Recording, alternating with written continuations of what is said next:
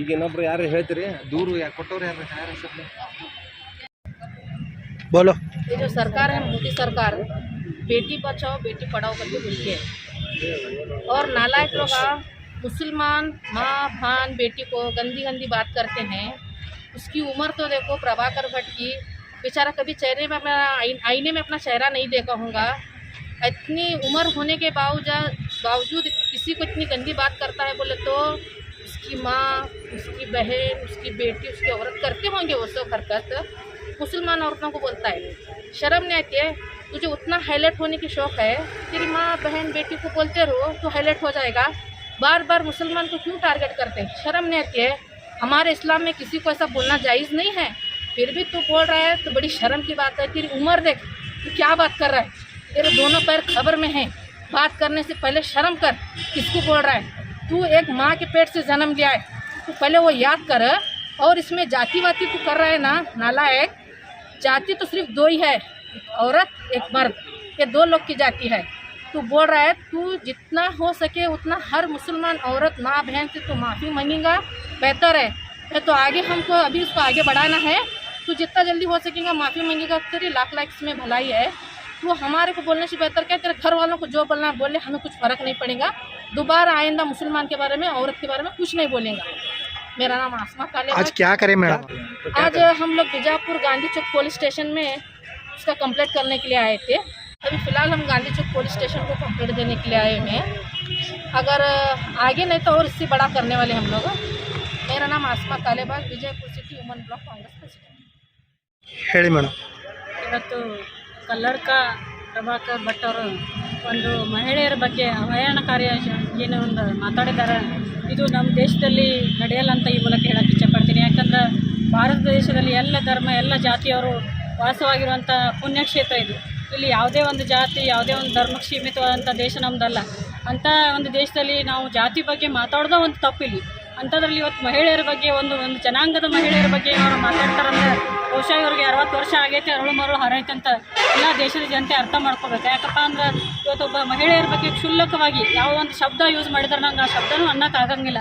ಅಂಥ ಒಂದು ಶಬ್ದವನ್ನು ಯೂಸ್ ಮಾಡಿ ಇವತ್ತು ಮಾತಾಡಿದಾರಲ್ಲ, ನಿನ್ನ ತಾಯಿ ತಂಗಿ ನಿನ್ನ ಮಗಳು ಎಲ್ಲ ಮಹಿಳೆಯರು ಮತ್ತು ಯಾವುದೇ ಜಾತಿ ಮಹಿಳೆಯರಿದ್ರು ಮೊದಲು ಅವಳು ಮಹಿಳೆ ಅನ್ನೋದು ಅರ್ಥ ಮಾಡ್ಕೋಬೇಕು. ಒಬ್ಬ ಹೆಣ್ಮಗಳಿಗೆ ಆ ಥರ ಮಾತಾಡೋದು ನೀನು ಸಲ್ಲೋದಿಲ್ಲ. ನಿನ್ನ ವಯಸ್ಸು ನಿಂದು ಏನೈತಲ್ಲ ನೀ ಅರ್ಥ ಮಾಡ್ಕೋಬೇಕು. ಹಾಗಾಗಿ ಇವತ್ತು ಇಡೀ ದೇಶದ ಜನತೆ ಇವತ್ತು ಇವರು ಯಾವ BJP ಪರವಾಗಿ ಮಾತಾಡ್ತಾ ಇದ್ದಾರಲ್ಲ, BJP ಅವ್ರು ನೀವು ಅಧಿಕಾರಕ್ಕೆ ಬರ್ಬೇಕಾದ್ರೆ ಏನಂತ ಮಾತಾಡಿದ್ರಿ? ದೇಶಭಕ್ತಿ, ತಾಯಿ, ಮಹಿಳೆ ಅಂದರೆ ನಮ್ಮ ಭಾರತ ಮಾತೆ ಅಂತ ಮಾತಾಡಿ ಅಧಿಕಾರ ಹಿಡ್ಕೊಂಡು ಇವತ್ತು ಯಾವುದೋ ಒಂದು ಜನಾಂಗದ ಹೆಣ್ಮಗಳಿಗೆ ಅಥವಾ ಮಹಿಳೆಯರಿಗೆ ಮಾತಾಡೋಕೆ ಹಚ್ಕೊಂಡು ಯಾವ ಥರ ನೀವು ಹುಟ್ಟಿದ್ರೆ ಅಂತ ಅರ್ಥ ಮಾಡ್ಕೋಬೇಕು. ಇವತ್ತು ಮೋದಿಯವರಾಗಲಿ ಯಾರೇ ಆಗಲಿ BJP ಪಕ್ಷದವ್ರು ಇಂಥವ್ರನ್ನ ಇಟ್ಕೋಬಾರ್ದು. ನೀವು ಪಕ್ಷದಲ್ಲಿ ಮೊದಲು ಒದ್ದು ಹೊರಗೆ ಹಾಕಬೇಕು. ಇಡೀ ಇವತ್ತು ಕಾನೂನು ಕೈಗೆ ತೊಗೊಬಾರ್ದು. ನಾವು ಮಹಿಳೆಯರು ಸುಮ್ಮನೆ ಕೂತ್ಕೊಂಡಿದ್ದೀವಿ, ಕಾನೂನು ರೀತಿಯನ್ನು ಹೋರಾಟ ಮಾಡ್ತಾ ಇದ್ದೀವಿ. ಒಂದು ವೇಳೆ ನೀವು ಅವ್ರಿಗೆ ಶಿಕ್ಷೆ ಕೊಟ್ಟಿದ್ದೇ ಆದಲ್ಲಿ ಕೊಡಲೇ ಇಲ್ಲಾಂದ್ರೆ ನಾವು ಮಹಿಳೆಯರು ಕಾನೂನು ಕೈಗೆ ಹತ್ಕೊಂಡ್ರೂ ಚಿಂತೆ ಇಲ್ಲ. ಇವತ್ತು ಅವ್ರು ಎಲ್ಲಿ ಸಿಗ್ತಾರೋ ಅಲ್ಲೇ ನಾವು ಚಪ್ಪಲಿ ಸೇವೆಯನ್ನು ಮಾಡೋಕ್ಕೂ ಹಿಂಜರಿಯೋದಿಲ್ಲ ಅಂತ ನಾನು ಈ ಮೂಲಕ ಹೇಳಕ್ಕೆ ಇಚ್ಛೆ. ಮೇಡಮ್ ಇವತ್ತು ವಿಜಯಪುರ ನಗರದಲ್ಲಿ ಗಾಂಧಿ ಚೌಕ್ ಪೊಲೀಸ್ ಸ್ಟೇಷನ್ನಲ್ಲಿ ನಾವು ದೂರನ್ನು ಕೊಡ್ಲಕ್ಕೆ ಬಂದಿದ್ದೀವಿ. ಸಾಕಷ್ಟು ದೂರುಗಳು ಅವ್ರ ವಿರುದ್ಧ ಪ್ರಕರಣಗಳು ದಾಖಲಾಗಿದ್ದಾವೆ. ಅದೇ ರೀತಿ ಮುಂಬರುವಂಥ ದಿವಸಗಳಲ್ಲಿ ಅತಿ ಹೆಚ್ಚಿನ ಸಂಖ್ಯೆಯಿಂದ ನಮ್ಮ ನಾಯಕರಾದ ಮುಷ್ರಿಫ್ ಸರ್ ಬರೋರಿದ್ದಾರೆ. ಎಲ್ಲರೂ ಸೇರ್ಕೊಂಡು ನಾವು ಡಿ.ಸಿಗೆ ನಾಳೆ ಅಥವಾ ನಾಡಿದ್ದು ಹೆಚ್ಚಿನ ಒಂದು ಸಂಖ್ಯೆಯಲ್ಲಿ ಅವರಿಗೆ ಡಿ.ಸಿಗೆ ಮನವಿಯನ್ನು ಕೊಡ್ತೀವಿ. ಮನವಿಯನ್ನು ಕೊಡೋದು ಅಷ್ಟೇ ಅಲ್ಲದೆ ಎಲ್ಲ ಮಹಿಳೆಯರು ಇದೇ ಗಾಂಧಿ ಸರ್ಕಲ್ಕ್ಕೆ ನ್ಯಾಯ ಗಾಂಧಿ ಮುತ್ತನ ಮುಂದೆ ಕೂತ್ಕೊಂಡು ನಾವು ನಮ್ಗೆ ನ್ಯಾಯ ಸಿಗುವವರೆಗೂ ನಾವು ಹೋರಾಟವನ್ನು ಮಾಡ್ತೀವಿ ಅಂತೇಳಿ. ಇವತ್ತು ಮೋದಿ ಅವ್ರು ಹೇಳ್ತಾರೆ ಬೇಟಿ ಬಚಾವ್ ಬೇಟಿ ಪಡಾವ್ ಅಂತ ಹೇಳ್ತಾರೆ, ಭಾರತ ದೇಶ ಅಂತ ಹೇಳ್ತಾರೆ, ನಮ್ಮ ತಾಯಿ ಅಂತ ಹೇಳ್ತಾರೆ. ಇವತ್ತು ತಮ್ಮದೇ ಪಕ್ಷದ ತಮ್ಮದೇ ಒಂದು ಪಕ್ಷವನ್ನು ಫಾಲೋ ಮಾಡುವಂಥ ಒಬ್ಬ ಕಲ್ಲಡ್ಕ ಭಟ್ ಪ್ರಭಾಕರ್ ಅಂತವರು ಈ ಥರ ಕ್ಷುಲ್ಲಕ ಹೇಳಿಕೆಯನ್ನು ಕೊಡ್ತಾರೆ ಅಂದರೆ ಇದಕ್ಕೆ ಪ್ರತಿಕ್ರಿಯೆಯನ್ನು ಈ ಕೂಡಲೇ ಮೋದಿಯವ್ರು ಕೊಡಬೇಕು ಮತ್ತು ಅವ್ರು ಕ್ಷಮೆ ಕೇಳಬೇಕು.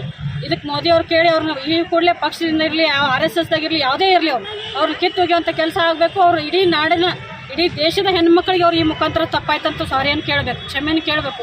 ಒಂದು ವೇಳೆ ಅವ್ರು ಕೇಳದೆ ಹೋದಲ್ಲಿ ಈ ಹೋರಾಟ ಇನ್ನೂ ಮುಂದುವರಿತದಂತ ಸರ್. ನಾವು ಕಾಂಗ್ರೆಸ್ ಪಕ್ಷ ಅಂದರೆ ಒಂದು ಮೊದಲಿನಿಂದ ಒಂದು ದೇಶದ ಒಂದು ಜನತೆಯ ಹಿತವನ್ನು ಕಾಪಾಡ್ಕೊಂಡು ಬಂದಂಥ ಪಕ್ಷ, ಎಲ್ಲ ಧರ್ಮ ಎಲ್ಲ ಜಾತಿಯವ್ರನ್ನ ಗೌರವಿಸಿದಂಥ ಪಕ್ಷ.